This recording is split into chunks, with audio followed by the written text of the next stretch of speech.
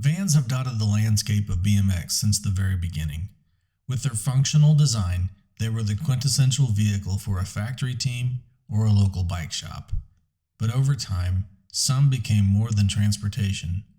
The surviving vans now represent an era, and some still frequent bike events. I want to introduce you to Don and an orange van. And if you think I mean this Don and this orange van, well, you got another thing coming.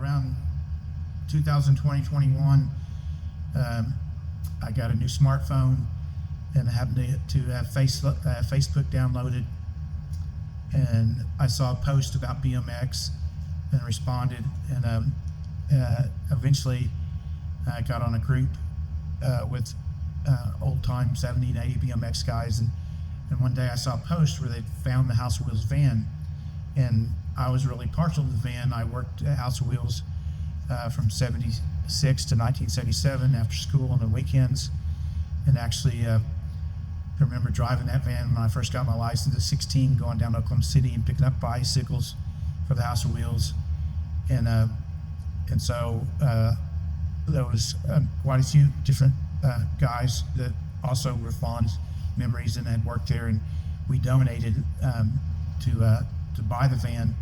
It was in a not been run, I would assume, probably 15 years as set and not been drivable. And I've talked to guys that worked at House of Wheels in the late 80s, early 90s that said they just had it parked out front for advertisement by that time. The van sat for a while after we purchased it, and no one had been working on it, and so they allowed me to bring it up to my shop, and I worked on it in my spare time. And it was really in not drivable condition, didn't run. And so I started with repairing the brakes, all new lines, shoes, brake pads, having the drums turn, and then I progressed on into with the engine run. And then found out it would, and then just started little things from a rebuilding distributor, carburetor, and adding new plugs and wires, water pump, belts, hoses.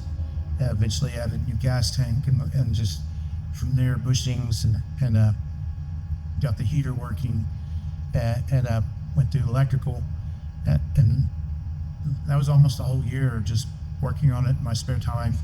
We sold t-shirts to help raise money to offset costs for buying parts and getting it tagged and roadworthy.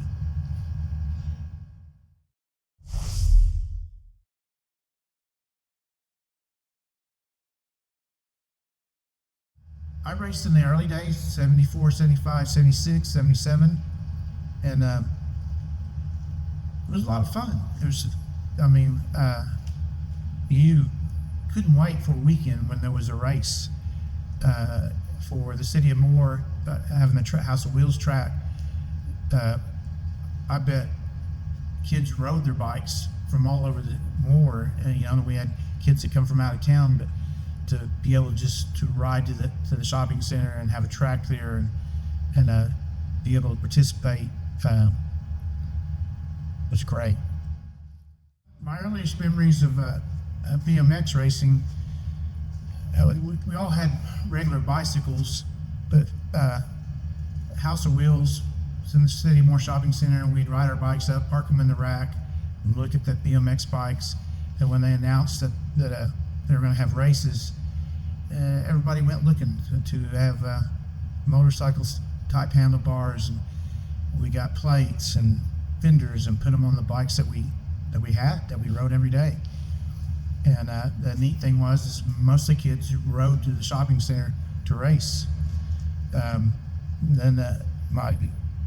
some of the fondest memories people would say is that first track had a huge mud pit, and it was extremely popular with the fans. I just remember the track was lined with parents and people that probably were just at the shopping center that would stand around and watch us race, jump into that mud pit, have to get out of it. And I don't think we could clear the mud pit, but the older kids could jump and land where their front wheel was out and their back wheels not have to jump off their bikes.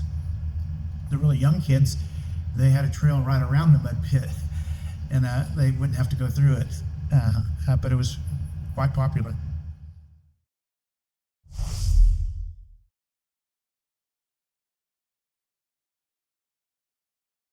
My memory of House of Wheels, they set it in the corner of the shopping center next to TGY, and they always had a bike rack out front, and all the neighborhood kids would ride their bikes up and go through TGY, and they actually had a fountain in there where you could buy drinks, and we'd always park our bikes in the bike rack in front of House of Wheels, and then every time you'd go in and look at bikes that you dreamed of having, and parts and so forth, and always Bill Hicks would always talk to us, and I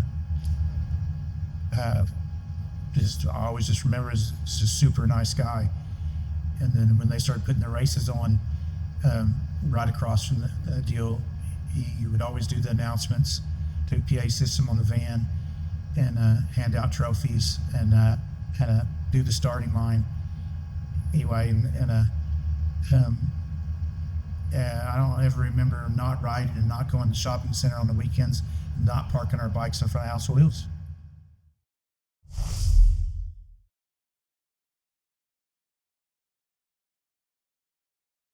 I've talked to a lot of BMX riders that have gotten older, and they talk about they raced in their teens, but once they hit 16, 17, 18, they moved on to cars and stuff. But all of them have fond memories, as do I. My bike was everything. That's how I got around, how I rode. BMX was a big part of my life for a 3 or 4 year period, especially working with House of Wheels. As I thought about it as I got older and spoke with different riders about their experiences when they were younger,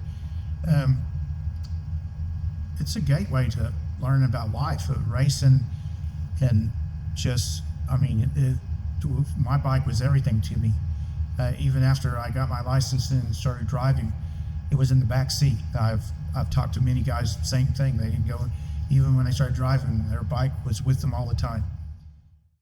Just the experience, the fun, riding bicycles and turning it into something more than that, but the excitement of going down a track, whether you're competitive or not competitive, that excitement to come down that hill and go over jumps and ride to the finish line. It is something that is great to experience. Don is definitely one of Oklahoma's finest first-generation BMXers you will meet. He challenged not only the local riders, but the national riders that came through town to race. As for the van, he will tell you it was a group effort, as others contributed to the restoration. This is true, and I too want to acknowledge everyone who played a role in its restoration. And another thing, when you see the van, check out the rear doors. There are signatures from some amazing people. Just to name a few, locally you'll see signatures from Guy Cooper and Randy Decker. Nationally, you'll see signatures from Stu Thompson, Eddie Fiola, and Damian Fulton, the creator of Radical Rick. Surely more signatures are to come. With his lifelong passion for the sport and selfless effort to bring back to life this iconic van, there was no question in my mind that I needed to interview Don. I'm on a quest to help preserve this important era of Oklahoma BMX history. My only question is, who's next?